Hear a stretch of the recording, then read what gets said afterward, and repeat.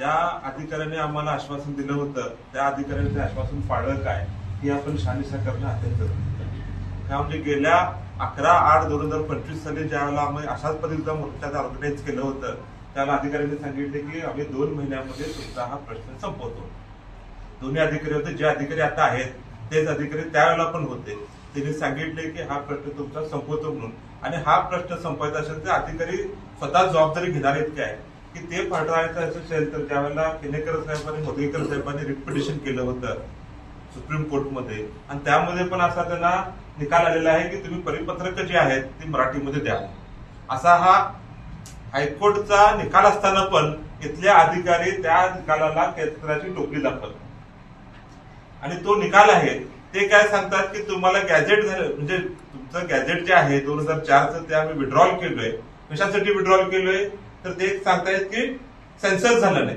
अहो सेन्सस झालं नाही, परंतु ज्या वेळेला इथं मराठी भाषा आहे, मराठी भाषा पूर्वीपासून वापरली जाते, तो पुसायचा अधिकार तुम्हाला तुमच्या कर्नाटकाच्या कायद्याने दिला आहे काय ह्याची तर पडताळणी ह्या अधिकाऱ्यांनी केली पाहिजे.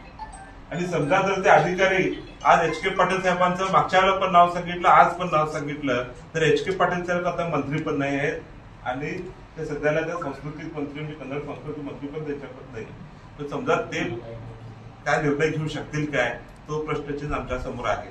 दुसरा जो प्रश्नचिन्ह आहे की महाराष्ट्राच्या मुख्यमंत्र्यांसंदर्भात बोलून चर्चा करतो, ते म्हणतायत की तिकडचे लोक तुम्हाला सुविधा देत नाही म्हणजे आम्ही का देऊ, असा त्यांचा बोलण्याचा तर्क असतो दरवेळेला अधिकाऱ्यांचा.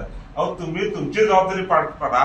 इथले जे अधिकारी आहेत, जिल्हाधिकारी आहेत, हे राज्याचे आणि सेंट्रलचे दोन्ही अधिकारी ते आहेत, नुसतं राज्याचेच नाही.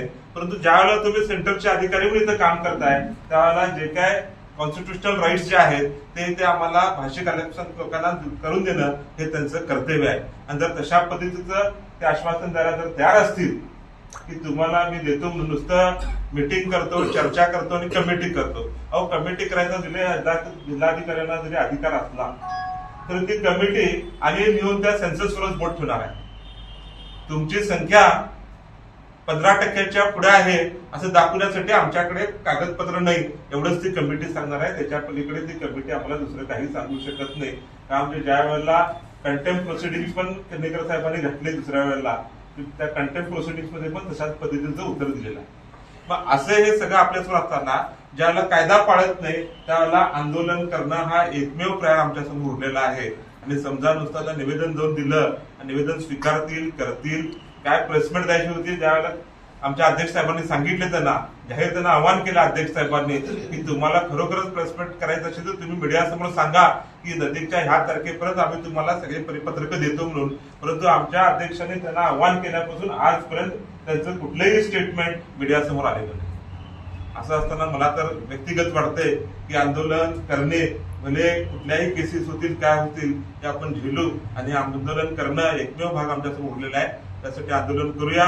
जरी मोर्चा काढायचा जो आमचा अधिकार आहे त्यांनी नुसतं एवढंच सांगितले की तुम्ही लॉ अँड ऑर्डर परिस्थिती तिथं बिघडेल, जातीय म्हणजे भाषिक द्वेष निर्माण होईल, त्यामुळे तुमचा मोर्चा आम्ही रद्द करतो. मागच्या वेळेला पण असंच सांगितले, याला पण असंच सांगितले.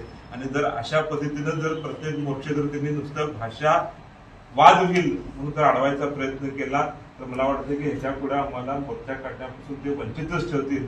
त्यासाठी करो या मरो 8 हुतात्म्यांनी ह्या भाषेसाठी बलिदान दिलेलं आहे, आणि ते जर त्यांना न्याय द्यायचा असेल तर आपण संघर्ष केला पाहिजे असं मला वाटतंय. आणि संघर्षाची तयारी ठेवूया आणि मोर्चाकडे असं सांगतोय थांबतोय. जय हिंद, जय महाराष्ट्र.